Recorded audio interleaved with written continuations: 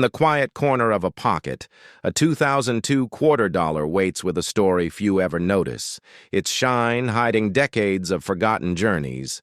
Then a 1959 Jefferson Nickel appears, heavy with Cold War-era history and silent promises, while a 1990 Lincoln penny slips in unnoticed, looking ordinary but carrying secrets collectors chase for years, three coins from different times colliding in one moment. Each minted in a different America, each surviving hands, wars, recessions, and change. One flipped in a diner, one lost in a couch, one passed down without knowing its worth. History whispers through scratched metal, value hides behind wear and years. Some say one of these coins paid for coffee, others say it could pay for dreams. The camera moves closer. Light reveals dates that change everything. Collectors freeze, myths awaken, questions explode. What if the coin you ignore today becomes tomorrow's legend? What if history is already in your hand? This isn't just spare change. This is time pressed into metal, and once you see it, you'll never look at your coins the same again. History of the quarter dollar coin 2002 is an interesting and educational topic that takes us deep into the world of American coinage and its symbolic representation of the 50 states. The 2002 quarters are part of the famous United States Mint 50 State Quarters program, which started in 1999 and continued until 2008. This program was created to honor each of the 50 states with a unique design on the reverse side of the quarter, and it became one of the most successful coin programs in the history of the U.S. Mint. In the year 2002, 5 states were represented on the quarter dollar coins. Those were Tennessee, Ohio, Louisiana, Indiana, and Mississippi. Each of these quarters carried a design that symbolized the history, culture, and important features of its state. The obverse side of all these coins had the same portrait of George Washington designed by John Flanagan, which had been used since 1932, though slightly modified to fit the modern look of the state quarters. The Tennessee quarter was the first released in 2002, and it celebrated the rich musical heritage of the state. Tennessee is known as the birthplace of country music and has deep roots in blues and rock and roll. The coin featured 3 musical instruments: a guitar representing country music, a trumpet representing jazz, and a fiddle representing bluegrass. These instruments were placed over a background of musical notes, with the inscription, "Musical Heritage, Tennessee." Became known for its incredible contribution to American music through cities like Nashville and Memphis, which are home to legendary artists and music halls. Next came the Ohio quarter, which honored the state's long history in aviation and space exploration. The design featured an astronaut and the Wright Flyer to represent Ohio's famous sons, Orville and Wilbur Wright, who invented the first powered airplane. It also honored astronaut John Glenn, who was the first American to orbit the Earth and was from Ohio. The coin bore the inscription, "Birthplace of Aviation Pioneers," symbolizing Ohio's immense contribution to air and space travel. This design reminded the nation of the courage and creativity that marked Ohio's role in shaping modern transportation. The Louisiana quarter was the third release of 2002, and it represented a blend of culture, music, and history. The design showed a trumpet with musical notes flowing out of it, representing jazz, which was born in New Orleans. It also displayed the outline of the Louisiana Purchase territory, with a star marking the location of the state and the inscription, "Louisiana Purchase." This quarter celebrated the state's key role in American expansion, as well as its deep musical and cultural traditions that influenced the world. Louisiana's unique Creole and Cajun heritage also contributed to the beauty of its history, which the quarter helped preserve. The fourth quarter released that year was the Indiana quarter. This design celebrated both the state's automotive heritage and its role in space exploration. It featured a race car symbolizing the world-famous Indianapolis 500, a checkered flag, and an outline of the state, showing a star marking Indianapolis, the capital city. The design also included a representation of 19 stars, marking Indiana as the 19th state to join the Union. This coin celebrated Indiana's love for racing and innovation, reflecting its spirit of competition and progress that defined the state's identity. The final quarter of 2002 was the Mississippi quarter, which honored the beauty and symbolism of the magnolia flower, the state flower of Mississippi. The design showed two large magnolia blossoms and the words, "The Magnolia State." This coin reflected the natural beauty and charm of the state, known for its hospitality, its deep roots in Southern culture, and its long history in agriculture and the arts. The simplicity and elegance of the design captured the essence of Mississippi's spirit.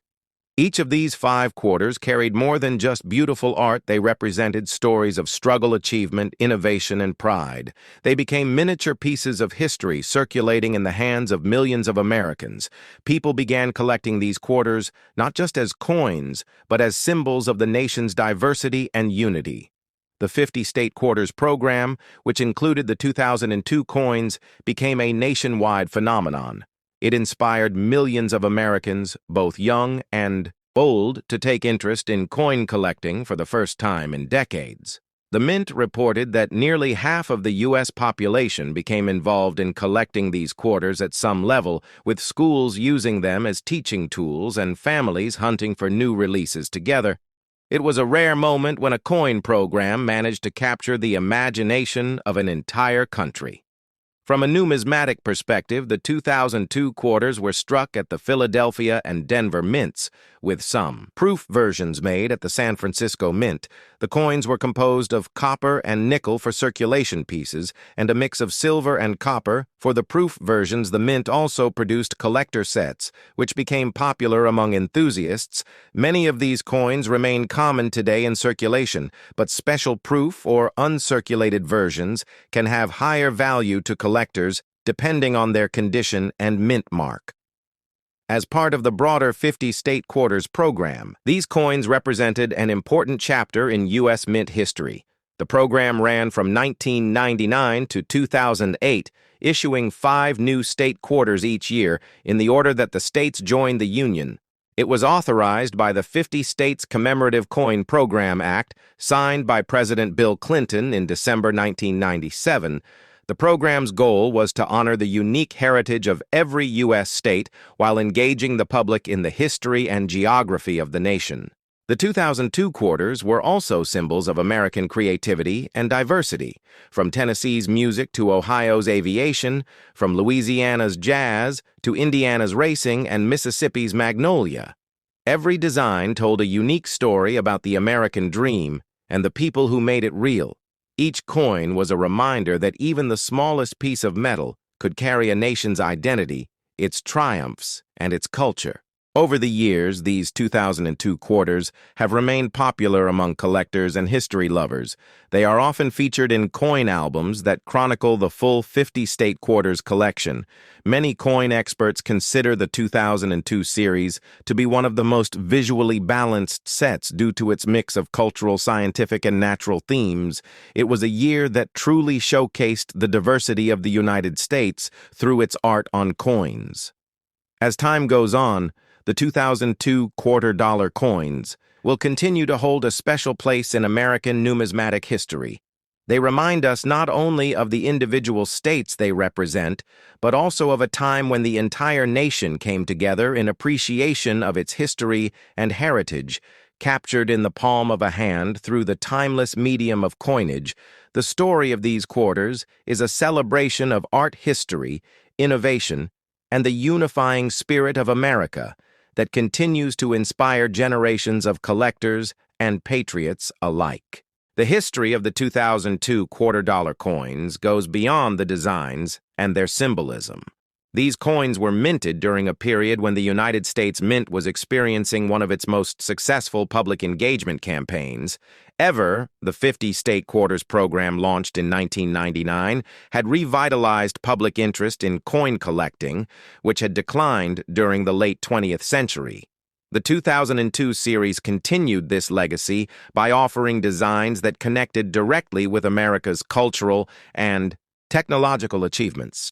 The story of the 1959 Jefferson nickel begins long before the coin itself was struck because its roots go back to the late 1930s when the United States Mint was searching for a new design to honor Thomas Jefferson and his historic home, Monticello. The original Jefferson nickel debuted in 1938 after the mint replaced the Buffalo nickel, which had been difficult to strike and had become worn out in its dies. Felix Schlag won the design competition with a portrait of Jefferson facing left on the obverse and a clean architectural representation of Monticello on the reverse. This design remained unchanged for decades, and by the time the year 1959 arrived, the Jefferson nickel had already become a familiar coin in American hands, symbolizing continuity, stability, and national heritage. When the mint began production in 1959, the United States was in a period of social change and economic growth. The Cold War shaped national priorities, and the country was moving into a new technological age. But despite this, the coins circulating in everyday commerce remained simple, consistent, and rooted in tradition. The 1959 Jefferson nickel is part of the regular copper-nickel series minted after the wartime silver alloy had ended in 1946. These regular composition coins continued the classic Schlag design and were struck primarily for daily use, meaning millions were produced. The Philadelphia Mint was responsible for most of the 1959 mintage and coins produced. There carry no mint mark, while the Denver Mint added its distinctive D-Mint mark to its share of the year's production. Collectors often study the striking quality of these nickels because dies during this era sometimes produced softer details, especially in the step lines on Monticello. Full-step examples from the late 1950s can be challenging to locate in truly high grades because the mint was more focused on quantity for circulation than on precision for collectors. As the 1959 Jefferson nickel entered circulation, it became part of everyday transactions in grocery stores, gas stations, schools, and workplaces across the country. It was a small piece of metal that represented the value of 5 cents, yet it also reflected American history, art, and identity. The portrait of Jefferson used during this era was based on a sculpture by Jean-Antoine Houdon, and it conveyed the stately calm and intellectual bearing of the third president. On the reverse, Monticello stood as a symbol of Jefferson's legacy in architecture, agriculture, and political thought. These elements made the coin more than a piece of currency because it was a miniature tribute to a foundational period in American history. In the year 1959 itself, the United States Mint operated with efficiency, producing coins to meet the needs of a growing economy and widespread commerce. The Jefferson nickel remained a stable denomination during a time when inflation was relatively low and the 5-cent coin retained strong purchasing power compared to later decades. For collectors today, the 1959 Jefferson nickel holds importance as a mid-century issue representing a period of post-war confidence and national growth. Within the series of Jefferson nickels, the coins dated 1959 do not contain major design changes, and therefore they fit smoothly into the long-running pattern of the type. However subtle, variations in strike, quality planche condition, and die state create opportunities for collectors who enjoy searching for particularly sharp examples. High-grade coins with full steps on Monticello are especially desirable because they showcase strong die pressure and crisp detail, something not always common in late 1950s issues. Over the decades since 1959, many of these nickels have seen heavy wear, losing their fine details through circulation. Others may have been preserved in rolls, jars, or collections, allowing modern numismatists to study them in near original condition. The survival of mint state pieces makes it possible to examine the craftsmanship of the mint during that era and to compare it with earlier and later periods in American coinage. The composition of the 1959 nickel at 75% copper and 25% nickel produced a durable and long-lasting coin that could withstand decades of handling, and that same alloy continues to be used in modern Jefferson nickels today, showing how effective and practical the formula has been. As the 20th century advanced, the Jefferson Nickel series became one of the most recognizable circulating coins in the United States. The 1959 issue serves as a marker within this long timeline, representing the steady continuation of the original Schlag design prior to the major redesigns that would appear decades later in the early 21st century. Even though the 1959 nickel does not claim fame for rare varieties, it remains an essential part of the historical chain-linking pre-war, post-war, and modern American coinage. Collectors who build year sets, mint mark sets, or full-date runs always include the 1959 nickel as part of their understanding of how the series evolved through time. The date also connects to broader history in that Jefferson's legacy continued to be celebrated during an era of American optimism, cultural development, and scientific achievement, including the beginnings of the space race. Each of these historical contexts creates a backdrop for understanding the presence of the Jefferson nickel in pockets and cash registers throughout the nation. The study of the 1959 Jefferson nickel today involves appreciating the coin both as an artifact of its era and as a piece of numismatic art. The surfaces of a well-preserved example show how the metallic alloy toned over time, developing subtle shades depending on storage conditions. Some may show warm golden hues, while others remain bright with only slight signs of oxidation. Collectors often focus on the sharpness of Jefferson's hair, details the clarity of the lettering, and the presence of full steps on Monticello. These characteristics help determine the quality and desirability of a given coin. The Jefferson Nickel series has long been an accessible hobby for beginners due to its affordability, and the 1959 issue plays a part in introducing new enthusiasts to the world of coin collecting. Because so many were minted, they are easy to find, yet high-grade pieces can still offer a challenge, making the date appealing for collectors at all levels. In the context of a 2-hour video, the exploration of the 1959 Jefferson nickel can expand into related subjects such as the history of nickel coinage in the United States, the decisions made by the mint regarding designs and compositions, the transition from silver to wartime alloys and back again, and the role of coins as cultural symbols within daily life. The Jefferson nickel serves as a gateway to understanding the broader world of mid-20th century numismatics.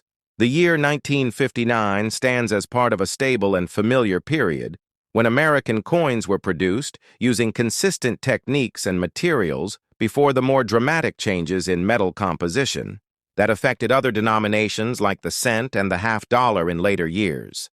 Through all of this, the 1959 Jefferson nickel remains a testament to tradition, durability, and American history preserved in metal and carried from hand to hand across generations.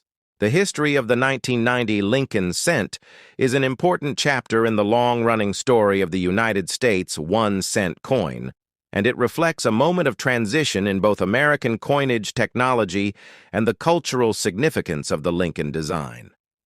The year 1990 arrived at a time when the Lincoln cent had already been in circulation for more than 80 years, and its design, featuring the portrait of Abraham Lincoln by Victor David Brenner, had become one of the most familiar images in American life.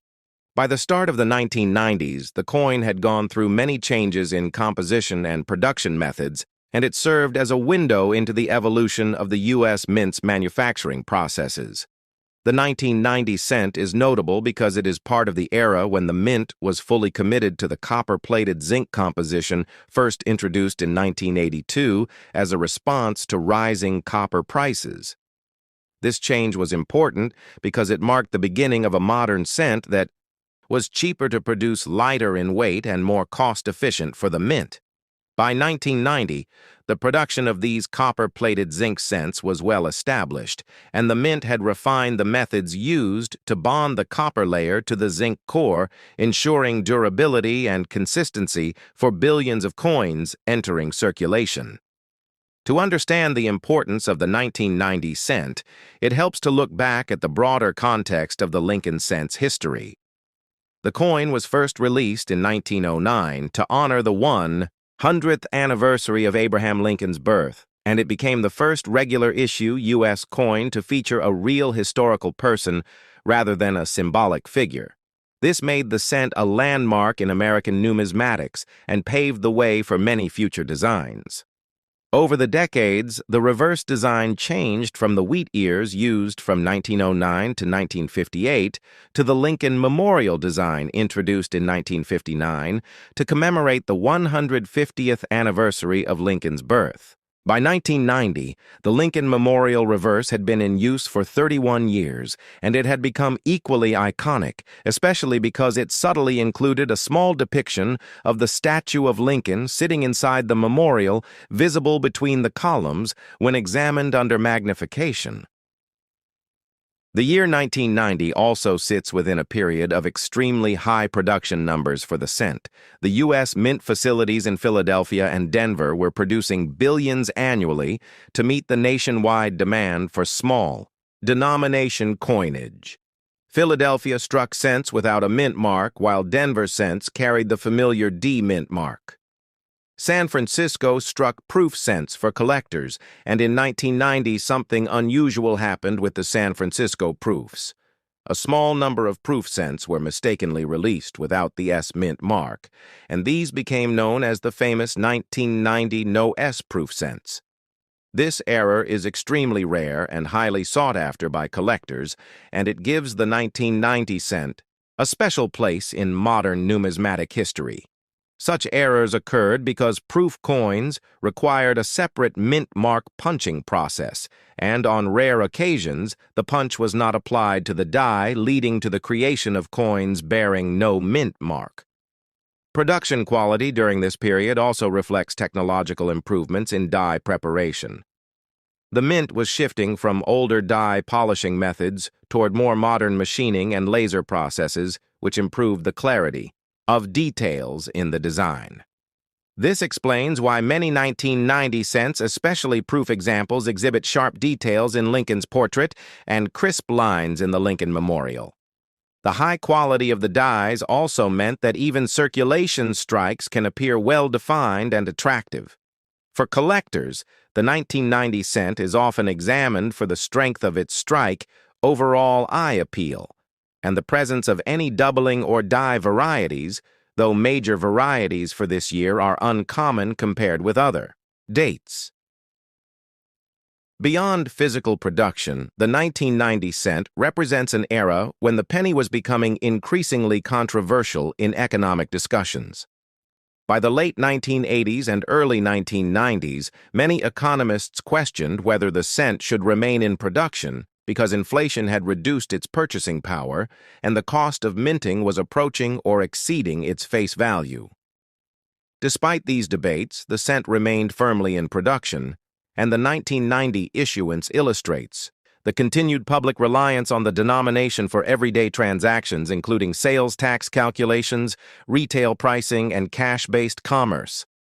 Culturally, the 1990 cent continued to serve as a symbolic link to Abraham Lincoln and to American values of unity, leadership, and perseverance.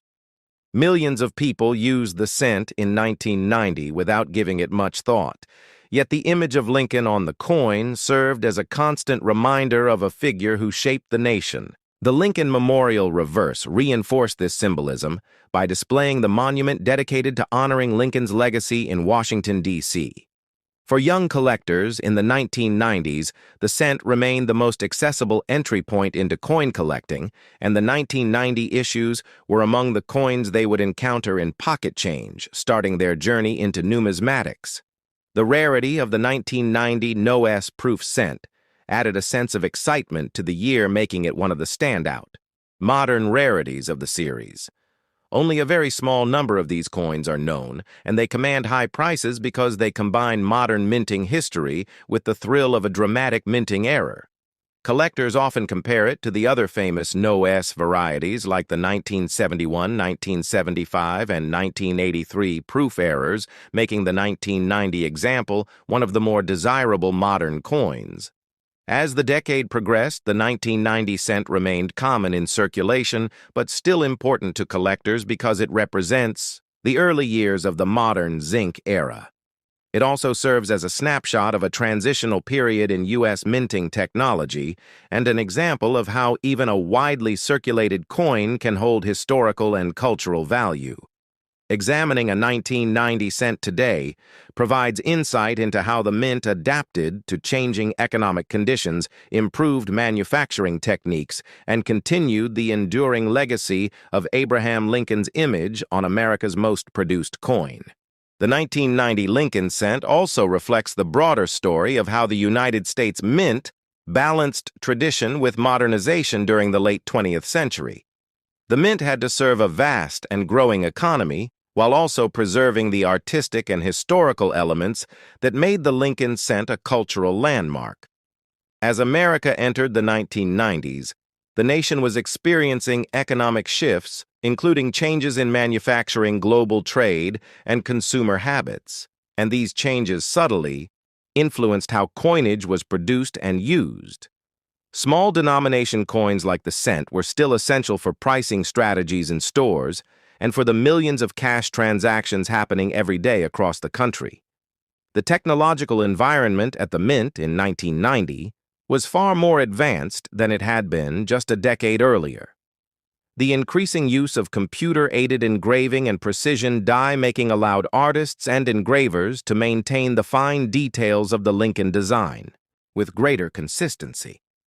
The portrait of Lincoln on the obverse retained its character while benefiting from subtle refinements that made the coin sharper and more uniform.